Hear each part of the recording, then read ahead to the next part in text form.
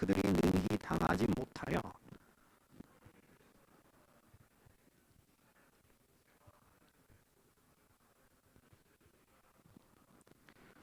백성과 장로와 서기관들을 충동시켜 와서 잡아가지고 공회에 이르러 거짓 증언들을 세우니 이르되 이 사람이 이 거룩한 것과 율법을 거슬러 말하기를 맞이 아니하는도다.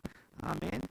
자, 오늘 이렇게 귀한 청년부 예배에 모이신 모든 분들 주님의 이름으로 환영합니다. 오늘 저희들은 신약 성경의 유일한 역사서인 사도행전을 보면서 그리고 그 사도행전 속에 등장한 스데반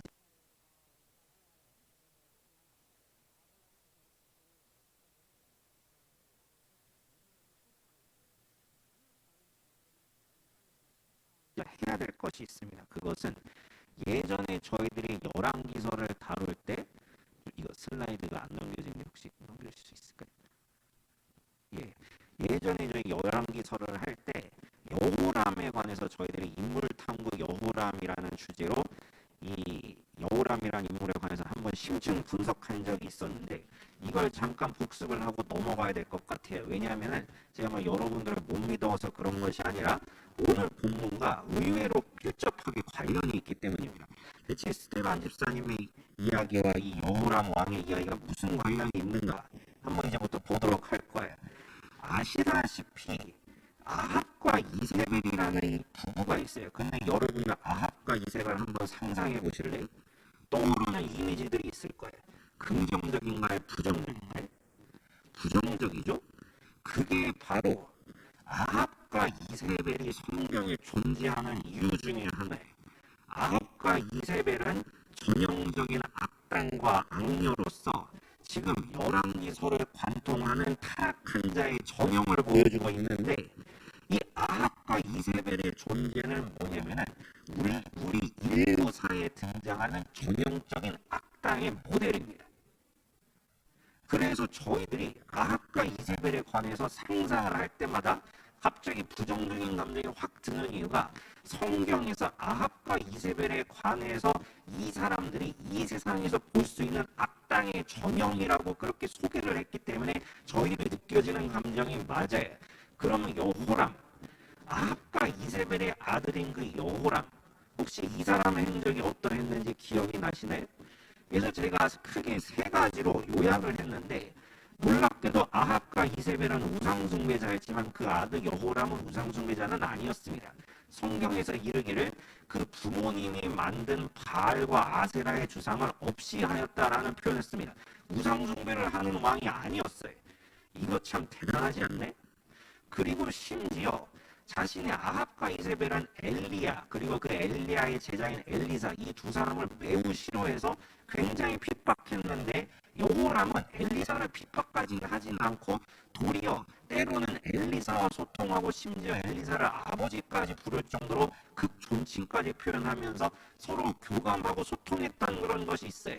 이것을 보면은 그 아버지 전형적인 악당들의 대명사인 아합과 이세벨보단 낫다고 할 수 있죠. 하지만 막판에 문제를 일으키게 되는데 이 여호람과 엘리사가 서로 틀어지게 되는 계기가 있어요. 사마리아 성이 포위가 되었을 때 여호람이 자신의 분에 못 이겨서 엘리사를 죽이려고 합니다. 이때부터 사이가 틀어져요. 자, 그럼 이러한 모습을 보면은 솔직히 아합과 이세벨은 시작부터 마지막까지 악하고 시작부터 마지막까지 한심한 모습을 보여줬는데 여호람 같은 경우에는 부모만큼 우상숭배를 하는 것도 아니고 그리고 부모만큼 엘리사 선지자들을 못살게 굴었던 것도 아니고 하지만 그렇다고 해서 엘리사를 무조건 누굴 신뢰하느냐 그것도 아니에요. 왜 저런 독특한 행동들이 나올까요? 아합과 이세벨이 성경에 등장하는 악당의 전형적인 모델이라면은 여호람이란 인물은 자신의 이해관계와 자신의 입속을 위해서라면은 언제든지 카멜레온처럼 색깔을 바꿀 수 있는 입체적인 인물, 바로 그 입체적인 인물의 전형이기 때문이에요. 그래서 제가 예전에 여호람에 관해서 저희들이 설교 시간에 인물 탐구를 할 때 마지막으로 여호람은 입체적인 인물이다라고 저희들이 결론을 내린 적이 있어요. 이것이 바로 중요합니다. 왜 중요하냐면 제가 성경 역사서에 등장한 사람들의 특징을 하나씩 알아볼게. 역사서의 특징은 뭐냐면은 바로 성경에 등장한 그 역사서에 등장한 인물들은 우리 사회에 충분히 접할 수 있는 인물들의 대표들이. 그러니까 이전에 제가 말씀드렸던 아합과 이세벨 같은 사람들이 우리 사회에도 있고 여호람 같은 사람들이 있어요. 그리고 오늘 본문의 스데반 같은 사람들도 우리 주위에 우리 사회에 존재합니다. 만약에 여호람이든 아합과 이세벨이든 스데반이든 이런 사람들이 요즘 현 시대에 존재하지 않고 그냥 과거 인물의 역사로서만 존재했다면 우리들은 조금 심하게 표현하자면 성경을 우리 삶에 적용할 수가 없어요. 저희들이 왜 성경을 읽고 우리들이 바뀌길 원하고 왜 우리 삶에 적용할까요? 성경 역사서, 특히 성경 역사서에 있는 인물들이 우리 주위에서 흔히 보이는 사람들의 모델들이기 때문에 우리들이 스스로에게도 적용할 수 있고 남한테도 적용할 수 있는 거예요. 그러니까 성경이 파워가 있고 우리 삶을 변화시키고 우리를 반성시키고 우리 사회를 변화시키는 에너지를 낼 수 있다는 거예요. 이해가 되시네? 아합과 이세벨이든 여호람이든 스데반이든 다 우리 주위의 사람들이 될 수도 있고 심지어 나 자신의 이야기가 될 수도 있어요. 이것이 중요합니다. 이것이 바로 성경에서 이야기하는 대표성이에요. 대표성. 그럼 이제부터 오늘 본문으로 들어가 보도록 하겠습니다. 오늘 본문 사도행전 6장 초반부만 보았지만 사실 오늘은 사도행전 6장, 7장을 전반적으로 제가 아울러서 말씀을 드릴게요. 스데반 집사님 같은 경우에는 저희들이 생각했을 때 정말 긍정적인 부분만 기억하고 있죠. 이 사람의 실책이라든가 이 사람의 실수라든가 성경은 그 부분에 대해서 한자도 기록하고 있지 않아요. 심지어 예수님의 수제자들이었던 특히 베드로 같은 경우도 실수가 있고 그 사람이 좀 잘못된 행동을 했던 것도 성경에 간혹 나와 있지만 스데반 집사님 같은 경우에는 상대적으로 예수님의 제자들보다는 관련 기록이 적어서 그런지 모르지만 나쁘게 기록된 부분이 하나도 없어요. 그래서 스데반 집사님이 이 우리들이 보는 성경에서 드러나는 것은 크게 세 가지. 참으로 영적인 일꾼이며 그리고 신실한 신앙인이며 마지막으로 또한 성경 지식도 출중한 정말 우리들이 본받아야 되고 우리들이 정말 뒤쫓아가야만 하는 배울 점이 많은 우리 믿음의 선배라는 그러한 포지션을 가지고 있다는 것이죠.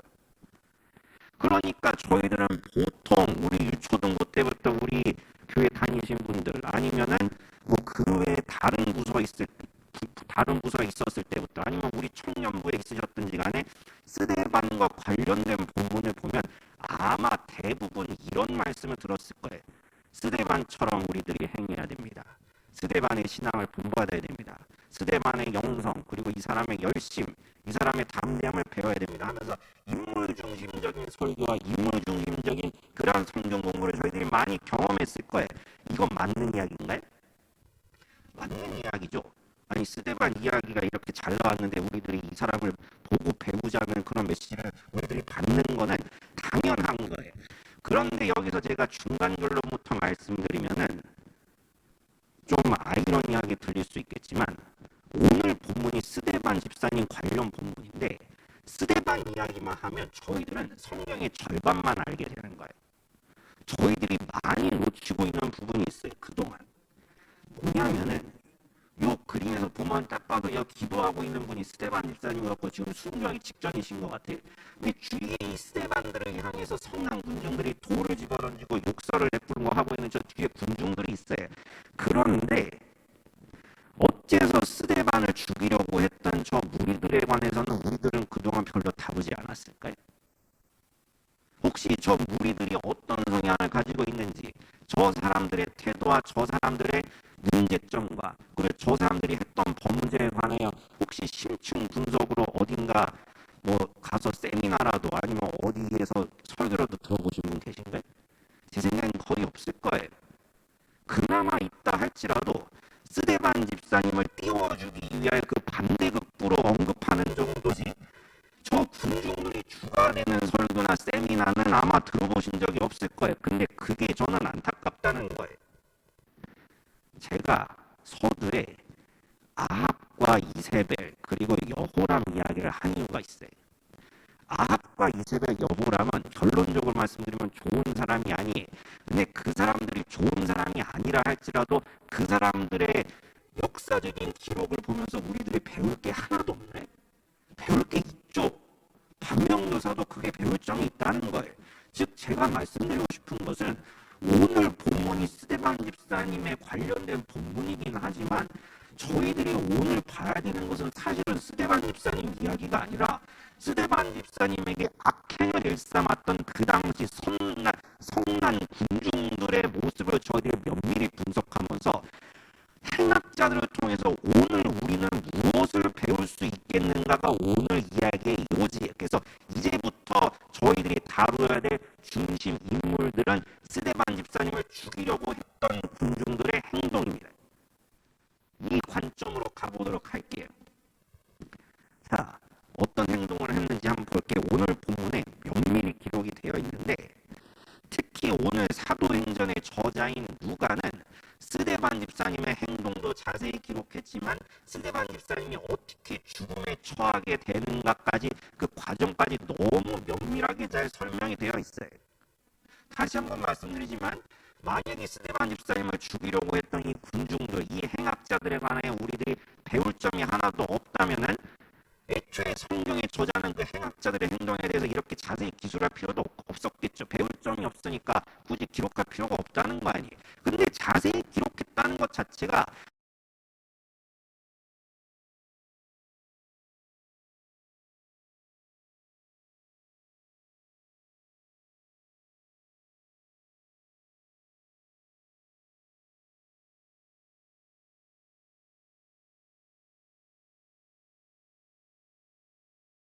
그것이 마음에 안 들어요. 그래서 먼저 스데반 집사님과 토론회를 열었는데 오늘 본문 9절에 이런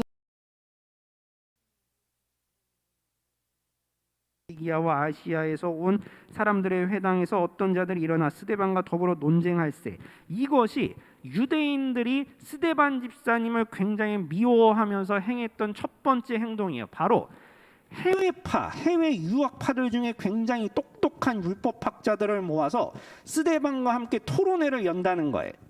그래서 유대인들은 생각했겠죠. 우리 해외 유학파 출신에다가 우리 율법적으로도 잘 알고 그리고 그리스 철학에도 능통하고 화술과 언변술도 배웠으니까 저 한낱 저 별거 안 되는 저 스데반 제 상대 정도는 충분히 우리가 이길 수 있겠지 하고 먼저 토론회를 열어요. 그런데 안타깝게도 스데반한테 상대가 안 되는 거예요. 성경 지식으로나 영성으로나 뭐나 어느 것 하나 상대가 되지 않아요. 근데 여기까지는 솔직히 무조건 그렇게 나쁘다고는 볼 수는 없어요. 왜냐하면은 토론한다는 것 자체는 제 생각엔 그나마 건강한 논쟁이라고 생각해요. 토론한다는 거. 그렇지 않네? 설령 우리가 맞고 저 사람이 틀린다 할지라도 뭐 중간에 무슨 범법 행위가 일어나지 않는 이상 서로 토론을 하고 서로 그래도 뭔가 대화를 하고 설득할 수 있는 여지가 있다는 건 그래도 여기까지는 나쁜 건 아니에요. 그래서 제가 제 생각에는 이 9절에 유대인들이 해외파 지식인들을 불러놓고 스데반 집사님과 토론회를 열었다는 것 이것 자체는 저는 악행이라고 보진 않아요. 근데 문제는 그 다음입니다. 스데반 집사님한테 상대가 안 되면은 뭐 항복까지는 바랄 것도 없고 같은 방식으로 또 다른 차라리 토론회를 열던가 해야 되는데 그 뒤부터 이 사람들이 범죄를 하는데요. 사람들을 매수하기 시작합니다. 11절에 아마 돈을 주고 뭐 알바생 같은 걸 고용했을 것 같아요. 일당 얼마씩 줄 테니까 우리가 말하는 대로 외치고 다니라 하고는 사람들을 매수합니다. 돈으로 고용하기 시작하는 거예요. 매수당한 사람들의 뭐 성향이나 그 사람들의 가치관이나 신념이 어떠하든지 간에 이제 돈으로 그 사람들을 회유하고 이제 고용주와 고용인 관계가 된 거죠. 그래서 먼저 사람들을 정당하지 못한 방법으로 돈으로 사서 매수한 다음에 유대교 지도자들이 그 매수된 사람들을 향해서 스데반에 향하여 괴소문을 퍼뜨리라고 합니다. 저 스데반이라는 자가 우리 모세율법을 모독하고 우리 조상들의 하나님을 모독한 신성 모독자다. 그런 식으로 마치 예수님을 예전에 말도 안 되는 거짓말로 날조 선동하듯이 똑같은 방식을 취하게 되는 거예요. 제 생각엔 유대인들이 예수님과 똑같은 방식으로 스데반 집사님을 지금 공경에 빠뜨린 이유가 예수님도 그런 식으로 해서 결국 십자가에 달려 돌아가셨기 때문에 그때 솔직히 그들 입장에서 예수님을 죽게 하는데 나름대로 효과를 보고 재미를 봤기 때문에 같은 방식을 취하면 스데반 집사님도 죽을 거라고 생각했던 것 같아요.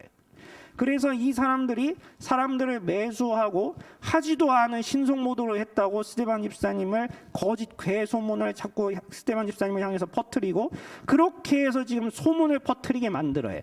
그래서 사람들이 소문이 퍼지니까 그 다음에 12절에 백성들과 장로와 서기관들을 충동시켜 와서 잡아가지고 공회에 이르러, 이게 뭐냐면 이슈화 시킨 겁니다. 그 사회적으로 관심 있는 그런 사건으로 만들어버려요. 이 단계가 있어요. 지금 이 단계.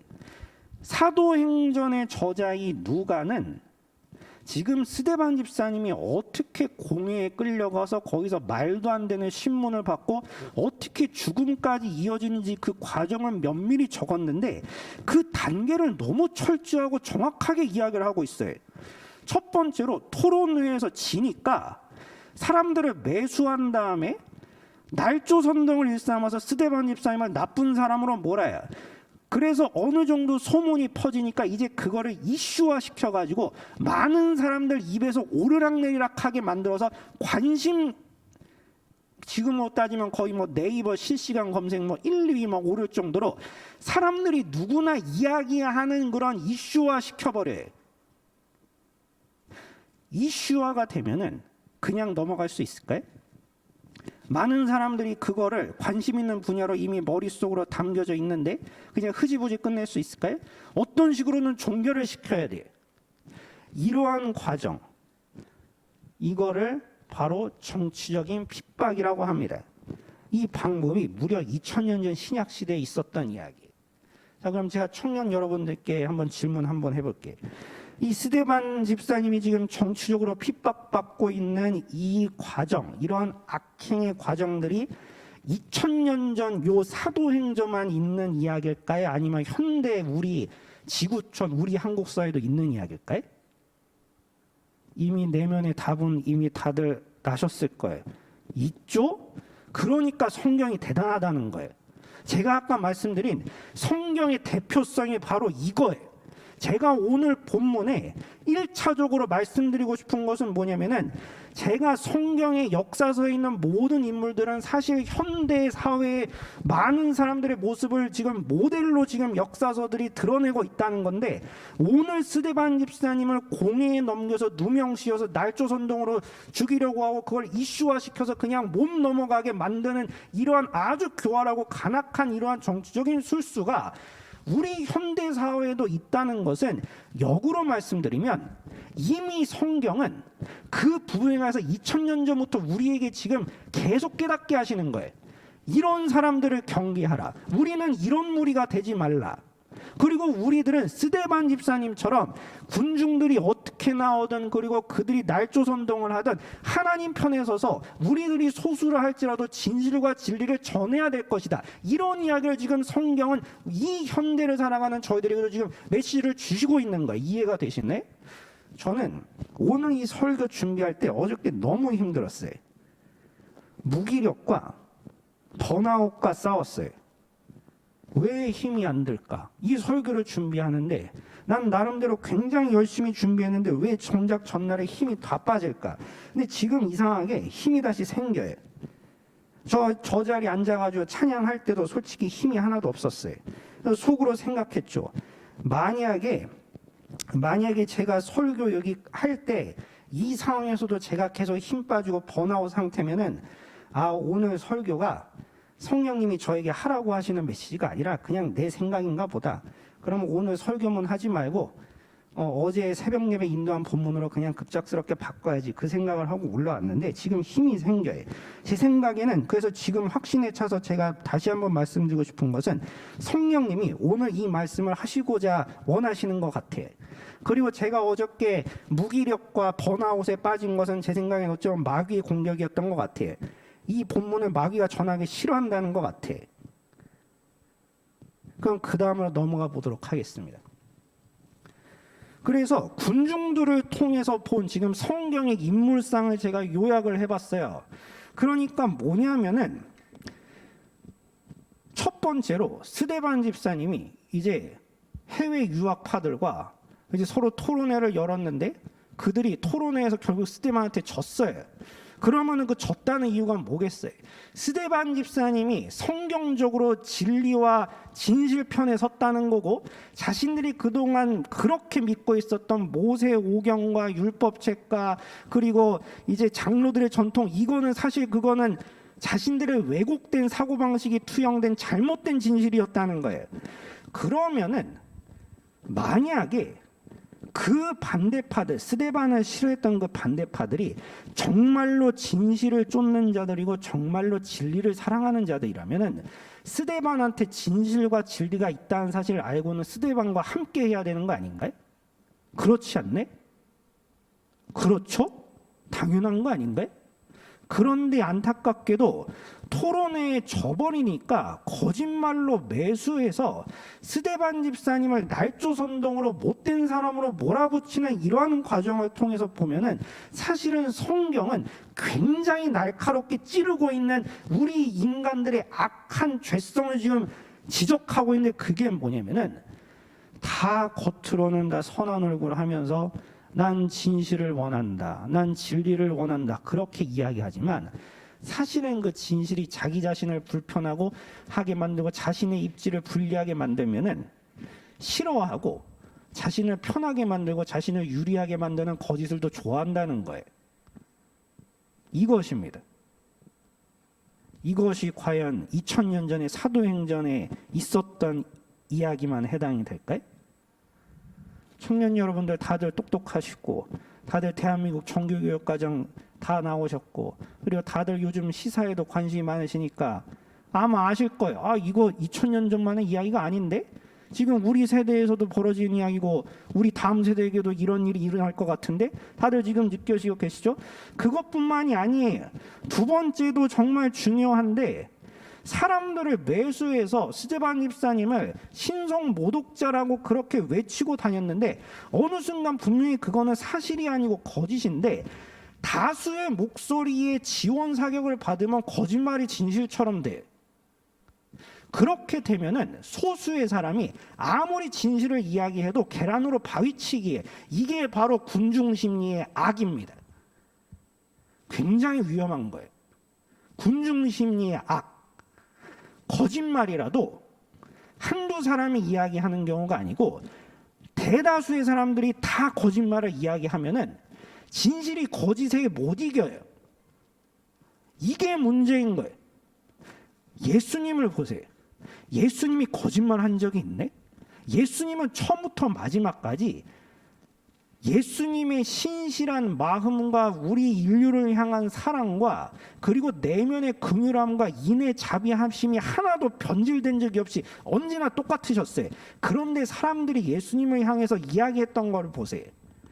자기가 하나님의 아들이라고 사기치고 다닌다. 예끼 사기꾼아. 이거 뭐 정신병자 아니냐. 그리고 저 행악자 아니냐. 신성모독자에다가 로마한테 반란이랑 일으키는 그런 자 아니야. 다 거짓말이잖아요. 그런데 다 매수돼가지고 그 사람들 목소리가 크니까 아무리 예수님이 내면이 진실을 담고 있어도 그리고 이 사도 요한이 말한 대로 예수님 자체가 진리라 할지라도 군중들 수준이 그러면 예수님은 십자가에 못 박히셨던 거예요. 그것처럼 지금 같은 방법을 취하고 있는데 사도행전이 이야기하는 바는 바로 그겁니다. 마지막으로 지금 그 사람들이 마지막 최후에 쓴 방법이 있죠. 지금 완전히 행악자로 몰아간 이 스데반을 마지막에 모든 대중들, 유대인들의 관심을 받게끔 이슈화시킨 것. 대부분의 사람들은 자신의 관심 분야만 기억합니다.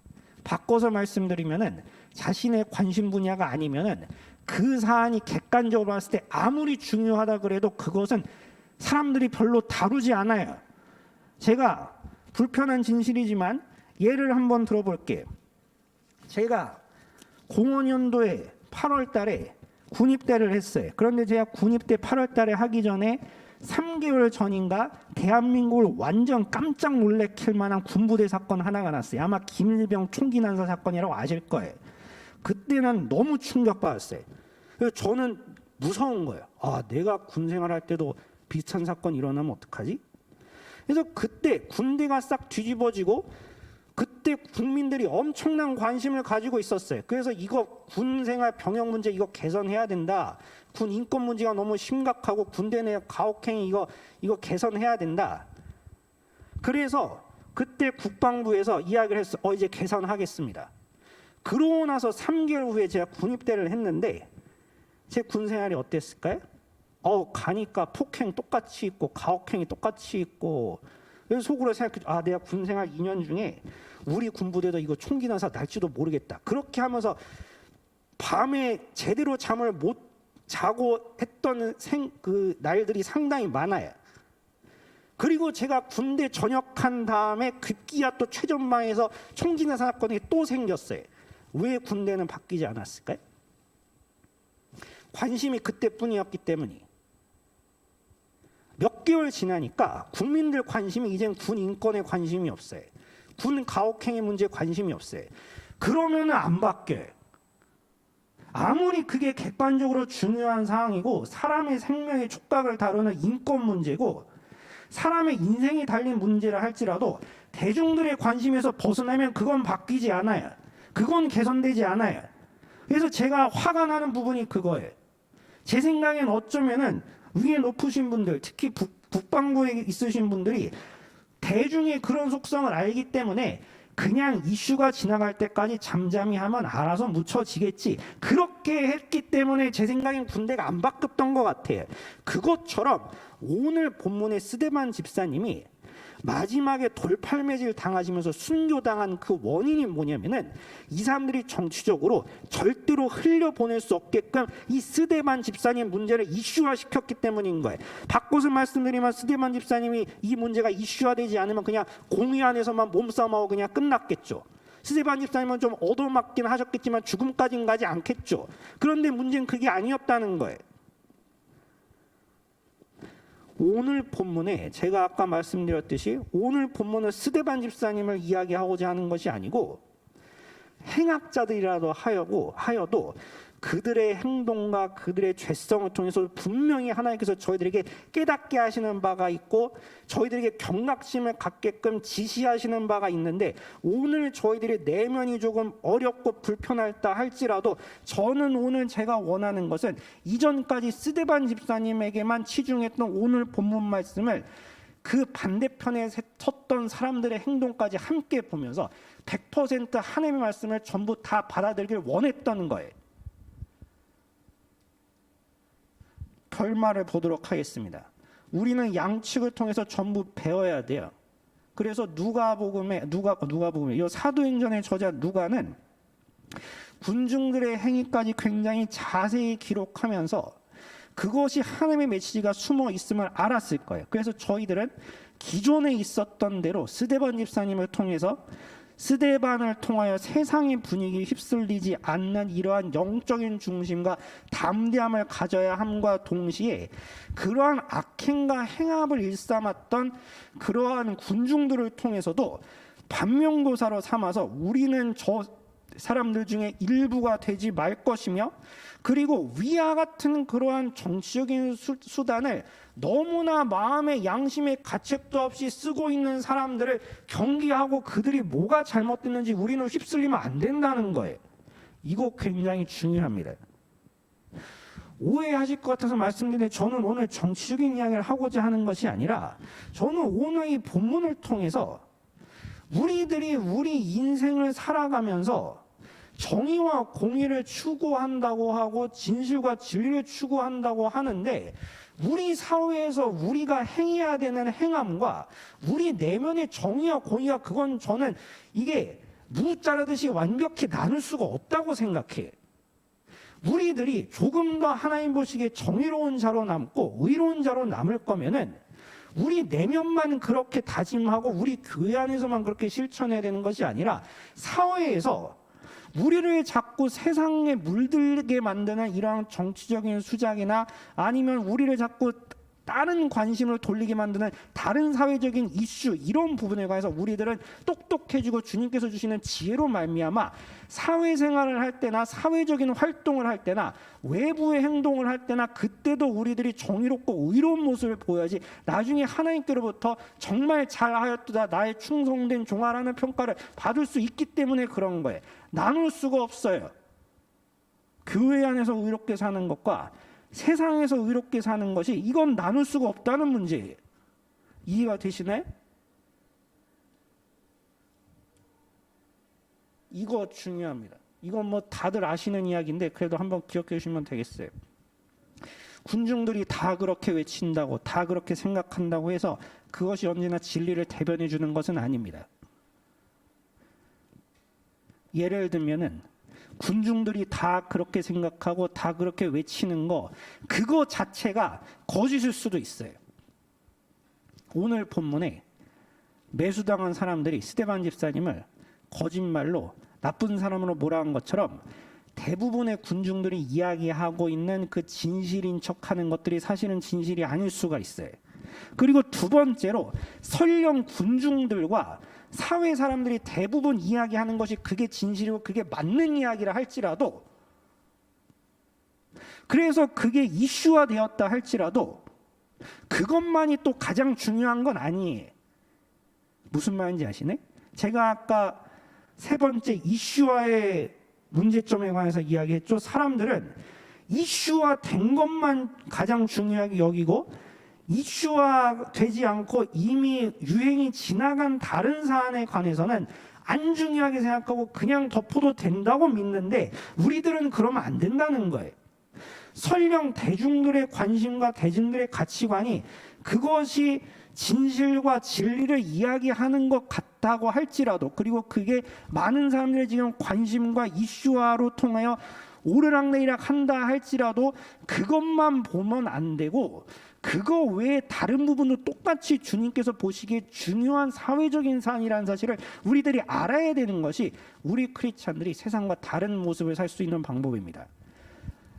지난주까지 저는 우리들의 내면 그리고 위의 것과 땅의 것 이야기를 하면서 저희들의 내면을 다짐하고 재정비하는 이야기를 했다면은 오늘은 좀 외부적으로 에너지를 어떻게 하면 바르게 발산할까 그 취지에 관해서 제가 오늘 말씀을 준비한 것이었어요. 마지막으로 적용 한번 해볼까요? 적용할 게 너무 많아가지고 너무 고민이 많이 됐어. 그런데 딱 두 가지만 예를 들어볼게요. 자, 요즘 사람들이 제일 많이 이야기하고 있는 게 뭘까요? 당연히 코로나죠. 제일 많이 이야기하지 않니? 여러분들이 인터넷 뉴스 포털을 열든 아니면 뭐 커뮤니티 뭘 하든 다 코로나 이야기 직접적으로 코로나 이야기를 하죠. 확진자가 7,000명이다 8,000명이다 그리고 사망자가 몇 명이다 위중자가 몇 명이다 이러한 직접적으로 이야기하시는 분들도 많고 코로나 시국으로 인하여 간접적으로 이야기하시는 분들도 굉장히 많아요. 자영업자들이 힘들다 그리고 우리 직장생활도 힘들다 이 코로나 시국 때문에 청년들 취업문도 막혔다. 그리고 학생들 등교는 어떡하냐. 뭐 백신 패스 그 뭔 일이야 하면서 돌파 감염 그리고 이거 백신 뭐 물 백신 아니냐 하면서 사람들이 코로나 관련해서 이야기가 굉장히 많이 나오잖아요. 그거 이야기하는 것 자체가 나쁜 건 아니에요. 그런데 오늘 본문 말씀을 통해서 저희들이 적용해 봐야 되는 것은 분명히 코로나가 우리 삶을 굉장히 여러 부분 바꾸고 있고 많은 영향력을 미친 건 맞지만 그 부분에 관해서 지금 세상 사람들이 이슈화 삼고 있다고 해서 나머지 부분이 안 중요하다는 건 아니라는 거예요. 나머지 부분이 안 중요하다는 건 아니라는 거예요. 그래서 저는 그 외에 생각나는 부분이 너무 많지만 대표적으로 저는 오늘 낙태죄를 가지고 나왔어요. 낙태죄가 헌법재판소에서 계속 공방이 일어난 지 제가 알기로는 2020년 초에 그때까지 공방이 계속 일어났어요. 지금 낙태죄가 어떻게 됐을까요? 그냥 계속 흐지부지 된 상태. 흐지부지 됐다는 것은 지금도 그냥 계속 낙태는 이루어지고 있다고 보시면 됩니다. 그게 지금 낙태죄가 계속 유지가 되는지 낙태죄가 폐지가 되는지 계속 공방이 일어나고 있다는 것 자체가 암묵적으로 지금 사람들은 그냥 도덕적으로 문제 없는 줄 알고 그냥 아기를 다 죽이고 있다는 거, 이 상황 속에서. 자, 이야기 한번 해볼까요? 제가 낙태죄 폐지 이거를 연구하면서 저 플래카드 들고 지금 시위 나오신 저 코로나 시국에는 불구하고 마스크 쓰고 나오신 저분들 플래카드에 대체 무슨 말을 하고 있는지, 그리고 저들이 주장하고 있는지 뭔지 제가 몇 개를 추려왔는데, 그들 중에 하나가 뭐냐면은 우리들은 아이의 엄마와 아빠이면서 그리고 우리들은 우리 스스로의 자유권을 주장해야 된다. 그러면서 우리 성인으로서 우리가 우리 행동에 대해서 왜 국가가 자꾸 간섭하느냐, 이게 인권이냐, 우리는 인권을 위해서 낙태할 수 있는 자유를 달라, 그렇게 이야기하죠. 인권 이야기하셨어요. 그러면 아기는 그럼 사람이 아닌가? 아기는 인권이 없네? 본인들은 자신이 약자인 척하면서 강력한 국가를 상대로 낙태죄를 왜 자꾸 우리한테 올가매냐고 하는데, 자신이 약자이면 자기보다 더 약한 왜 아기한테는 그 같은 잣대를 들어대지 않아요? 그렇죠? 기독교적인 관점으로 봤을 때 이거 정의로운 건가요? 아니잖아요? 제가 그 외에 말할 게 너무 많은데 솔직히 말씀드리면 논란이 될 것 같아서 제가 그 이야기를 안 할 거예요. 그 외에 너무 많아요. 게다가 시간이 지금 3시가 살짝 넘어서 여기까지만 이야기를 해야 될 것 같아요. 얘는.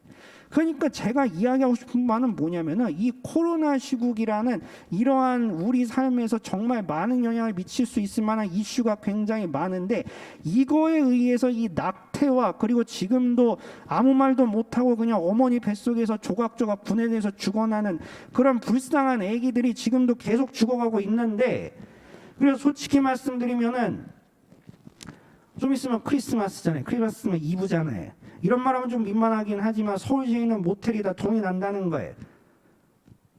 그러면은 혹시 거기서 아기가 생기면 걔네들은 어떻게 되겠어요? 그렇지 않네? 그러면 아기 사망자가 생기겠죠. 자, 그러면은 우리들도 똑같이 세상 사람들이 이슈화시키고 있는 코로나 이야기만 하다가 하나님께서 지켜야 할 약자들에 대한 생명과 이 땅에서 그래도 지켜야 할 의의를, 그 부분에 대해서 우리조차 관심이 없다면 그러면 누가 우리 사회를 선하게 이끌까요? 우리들이 교회 안에서뿐만이 아니라 그리고 우리 내면에서뿐만이 아니라 사회적으로도 우리가 세상을 바꾸고 크리스찬의 가치관으로 더욱더 선하게 이 나라와 이 사회를 꾸미려면은 남들이 다 이야기하고 있는 이슈화된 이 이야기만 우리가 똑같이 해서는 우리는 세상을 바꿀 수가 없어요. 우리는 더 이상 앞으로 나갈 수가 없어요. 우리는 그냥 이 현상에 매몰되게 될 거예요.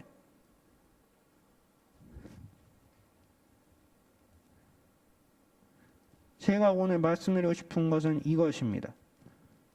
더 이야기할 게 많지만 나머지는 제가 나중에 사회적인 분위기가 조금 바뀌거나 제가 이 부족한 제가 조금 더 기도를 한 다음에 더 준비해서 더 다루는 시간이 되었으면 좋겠습니다.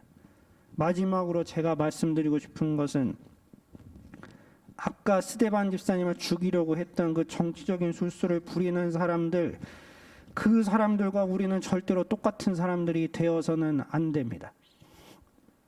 저희들은 영적으로 바로 서고 지적으로도 똑똑히 살아야 돼.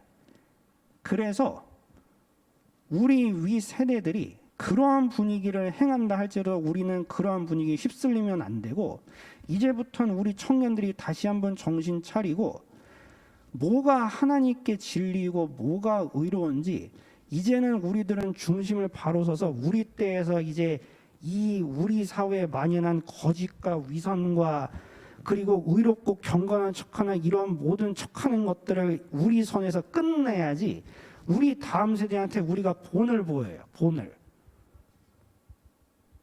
이건 저한테도 해당되는 이야기죠. 저도 앞으로 아기를 낳을 사람인데 내가 낳는 건 아니지만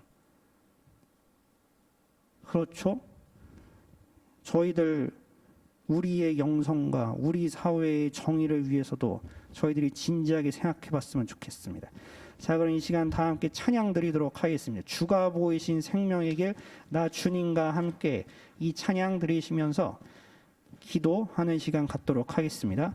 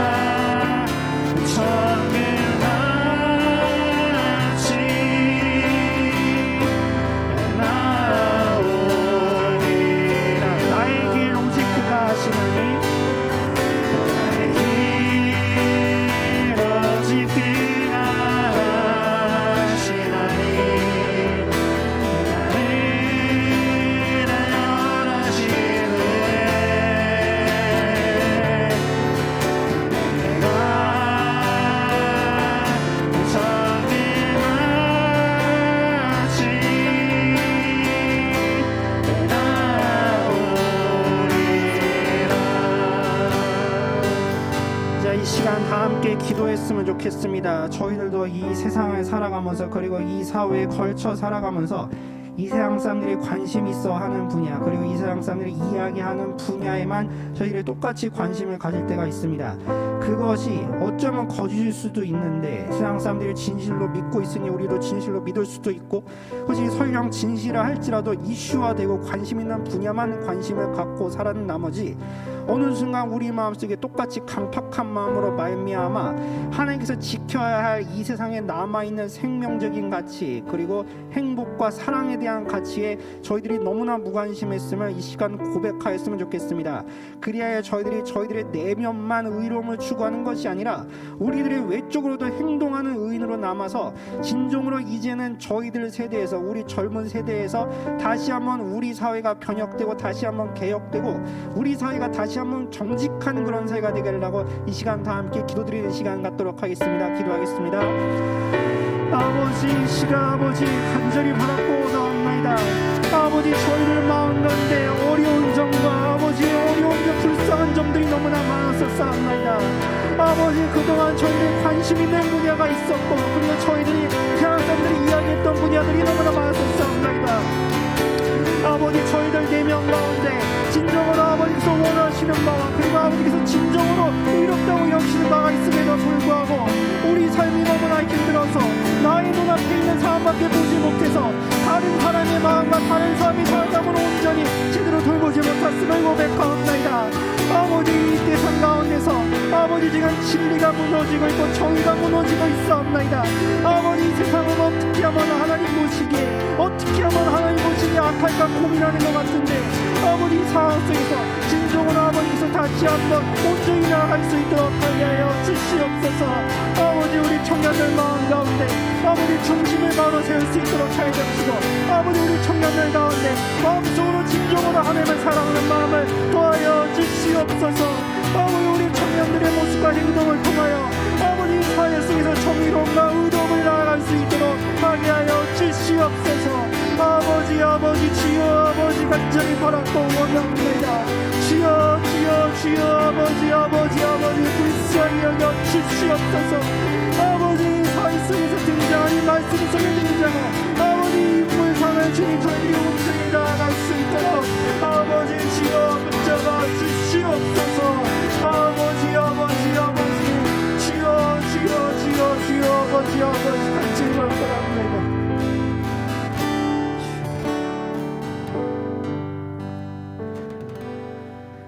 제가 기도드리도록 하겠습니다. 살아계신 하나님 아버지, 저희들은 이 말씀을 통해서 저희들이 구약의 선지자들의 글이나 그리고 신약의 사도 바울과 그 외의 사도들의 글을 통하여 저희의 내면이 경건하게 바로 설 것과 그리고 우리의 가정과 그리고 우리 사회와 우리 공동체를 위하여 어떻게 하면 의롭게 생각하고 의롭게 행동하는가가 진정으로 하나님께서 판가름하실 줄 저희들은 믿사옵나이다. 하나님 아버지, 저희들이 인생을 살아가면서 저희들의 앞날 그리고 저희들 현재 닥친 인생 가운데 저희들의 마음을 강팍하게 만드는 것들이 너무나 많습니다. 현재 저희들이 직면하고 있는 코로나 시국과 어려워진 경제 형편들, 그리고 나의 사정밖에 돌보지 못하게 만드는 이러한 여유 없는 이러한 삶들, 이런 삶들이 저희들을 옥죄고 있기 때문에 타인을 생각하고 그리고 무너지고 있는 우리 사회의 정의와 그리고 우리 사회의 진실이 이런 부분에 대해서 저희들이 너무나 관심이 없었음을 고백하옵나이다. 하나님 아버지, 오늘 말씀을 통하여 저희들의 내면이 땅의 것이 아니라 위의 것을 따라 생각하는 자들이 되는 것도 중요하지만 오늘 말씀을 통하여 저희들이 이제 외부적으로나 사회적으로나 우리가 어떤 인식을 가져야 되고 이 군중들의 악한 속성이 무엇인지 다시 한번 깨닫게 하게 해주사 우리는 그들처럼 되지 않도록 반면교사의 마음을 삼아서 진정으로 하나님만을 바라보고 언제나 하나님 편에 서는 그런 귀한 일꾼들, 담대한 영성을 더하여 주옵소서. 이후의 모든 시간과 그리고 내일 모든 사회생활 속에서도 하나님 보시기에 온전하고 바른 길로 우리 청년들을 지켜 보호하여 주시옵소서. 예수님의 이름으로 기도드렸습니다. 아멘. 하늘의 주기도문 올려드리심으로써 예배 마치고 그 다음에 광고 진행하도록 하겠습니다. 하늘에 계신 우리 아버지여, 이름이 거룩히 여김을 받으시오며 나라의 임하옵시오며 뜻이 하늘에서 이루어진 것 같이 땅에서도 이루어지리다. 오늘날 우리에게 일용할 양식을 주옵시고 우리가 우리에게 죄 지은 자를 사하여 준 것 같이 우리 죄를 사하여 주옵시고 우리를 시험에 들게 하지 마옵시고 다만 악에서 구하옵소서. 대개의 나라와 권세와 영광이 아버지께 영원히 있사옵나이다. 아멘. 자, 이제 광고 시간이 되었습니다. 중요한 광고가 몇 가지가 있는데요. 이번 주 토요일이 바로 그날입니다. 이번 주 토요일이 예수님이 성육신 하신 그 진정한 역사적인 사건을 기념하고 감사드리는 성탄절 예배가 있습니다. 이번 주 토요일 오전 11시 본당 3층에 있습니다. 우리 청년부 예배는 따로 드리지 않고 토요일 날 오전 11시 저 위층 본당 3층에서 이제 장년부와 함께 예배를 드리니 이제 동영상으로도 많은 참석을 부탁드립니다. 그리고 이어서 이제 사적 모임이 4명씩 이제 제한이 된 것 같아요.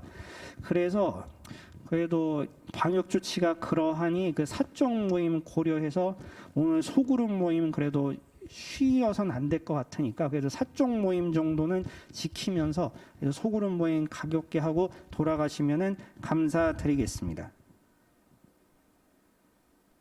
뭔가 더 할 말이 있었던 것 같은데? 없는 것 같습니다. 제가 기억이 안 나네. 자, 그럼 여기까지 하고 오늘도 고생 많으셨고 이렇게 귀한 이 날씨도 궂은 날씨고 미끄러운 날씨인데도 불구하고 이렇게 귀한 자리에 나오게 해주신 하나님께 영광의 박수도 올려드리고 서로를 위해서도 박수를 올려드리는 시간 갖도록 하겠습니다. 고생하셨습니다.